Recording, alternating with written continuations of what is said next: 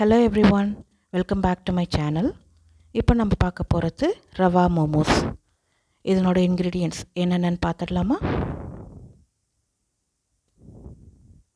இப்போ ஒரு கடாய் எடுத்து அதில் 2 டீஸ்பூன் எண்ணெய் விட்டு,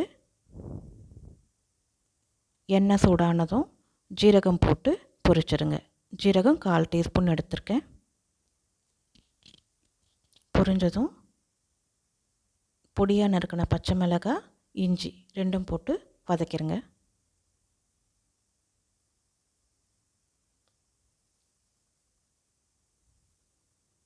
அதுக்கப்புறம் பொடியாக நறுக்கின வெங்காயம்,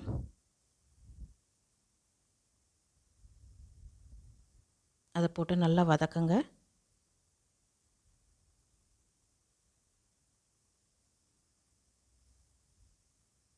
வதங்கின பின்ன 1/4 டீஸ்பூன் மஞ்சத்தூள் அதையும் சேர்த்து வதக்கிடுங்க.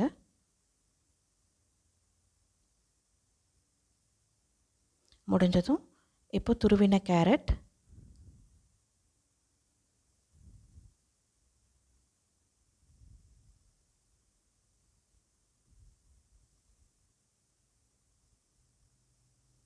அதை சேர்த்து நல்லா வதங்கினதும் மிளகாத்தூள், நான் சாம்பார் பொடி யூஸ் பண்ணுறேன், அதனால் நான் அது ஒன்று மட்டுமே போட்டுட்ருக்கேன். நீங்கள் மிளகாத்தூள் தனியாத்தூள் யூஸ் பண்ணுறதா இருந்தால் 2யுமே சேர்த்துக்கோங்க. அதுக்கப்புறம் உப்பு, பெருங்காயத்தூள் நான் 1/4 டீஸ்பூன் தான் சேர்த்துருக்கேன். நீங்களும் அப்படியே சேர்த்துக்கோங்க. உப்பு தேவையான அளவு சேர்த்துக்கோங்க.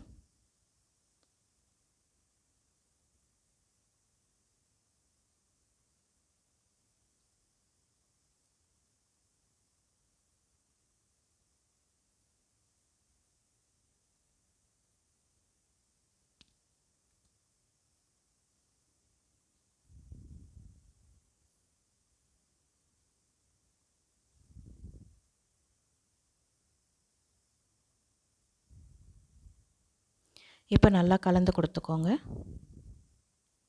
இதுக்கப்புறமா நான் வேக வச்சு துருவி வச்சுருக்கிற உருளைக்கிழங்கை சேர்க்குறேன்.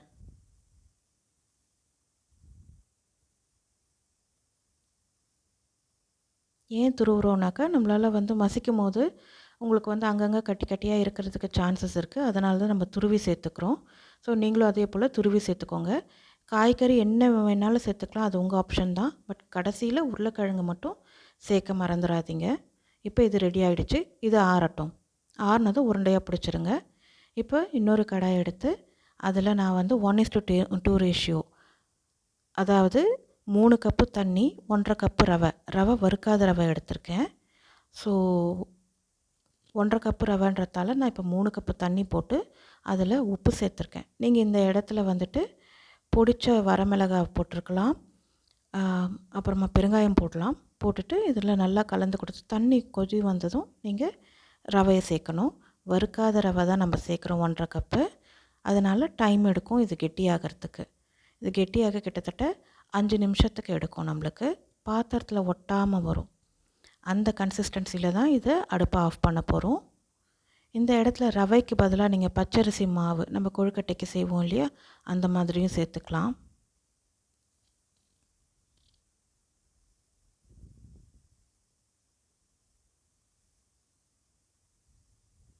இப்போ இது ஆல்மோஸ்ட் ரெடி ஆகிடுச்சு. கிட்டத்தட்ட 5லேருந்து 7 நிமிஷம் ஆகும் இது உங்களுக்கு கெட்டிப்படுறதுக்கு. ஏன்னா வறுக்காத ரவை இது. நம்ம இதில் வெறும் உப்பு மட்டும்தான் சேர்த்துருக்கோம். உங்களுக்கு வேணும்னா வரமிளகாயை மிக்சியில் போட்டு பொடித்து அதையும் கூட சேர்த்துக்கலாம். காரம் தேவைன்றவங்க, மேல் மாவுக்கும் காரம் தேவைன்றவங்க இந்த மாதிரி பண்ணிக்கலாம். நான் சேர்க்கலை. இது மைதாக்கு பதிலாக இது ஒரு ஹெல்த்தியர் ஆப்ஷன்றதால தான் நம்ம இதை சூஸ் பண்ணியிருக்கோம்.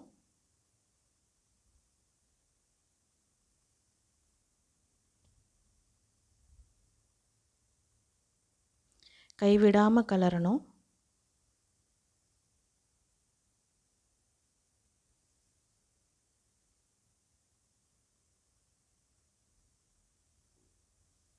இப்போ இது ரெடி ஆகிடுச்சு. ஆறி இருக்குது. இதில் இப்போ நம்ம உருண்டை பிடிக்கணும். ஆறின பின்னாடி தான் இதை நம்ம உருண்டை பிடிக்கணும். இப்படி உருண்டை பிடிச்சி பாருங்கள். அதுக்கப்புறமா வந்து இந்த மாதிரி ரோல் பண்ணுங்கள். ரோல் பண்ணிவிட்டு அதுக்கப்புறமா கட்டை விரலை வச்சு பின்னாடி 4 விரலை வச்சு இப்படியே அழுத்தம் கொடுத்தீங்கன்னா உங்களுக்கு வந்து ஃப்ளாட் ஆகும்.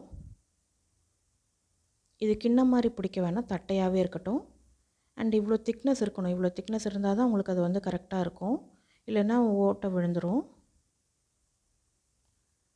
இதுக்குள்ளே இந்த ஸ்டஃபிங்கை வச்சு அந்த ஸ்டஃப்பு ஃபுல்லாக கவர் ஆகிற மாதிரி இது ஃபுல்லாக மூடுங்க.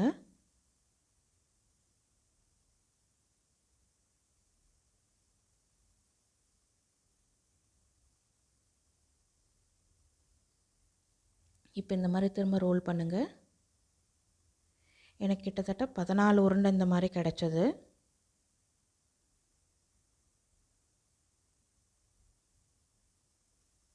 இப்போ இதை ஸ்டீம் பண்ணணும். இட்லி குக்கர் இல்லாட்டா மோமோஸ் மோல்டு எதாக இருந்தாலும் நீங்கள் அது மாதிரி எடுத்துக்கோங்க. மோமோஸ் குக்கர் அந்த மாதிரி இருந்தாலும் எடுத்துக்கோங்க. வச்சுட்டு இந்த மாதிரி 10லேருந்து 12 நிமிஷத்துக்கு வேக விடணும். வேக விட்டு எடுக்கணும்.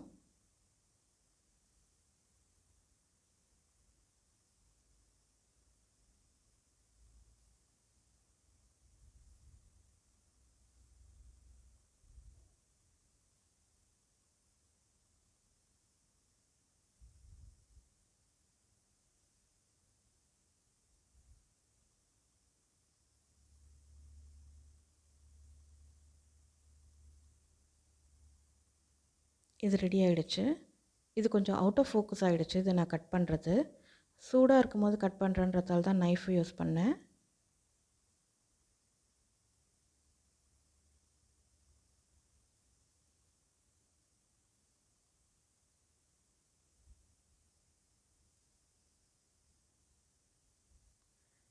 Thank you for watching.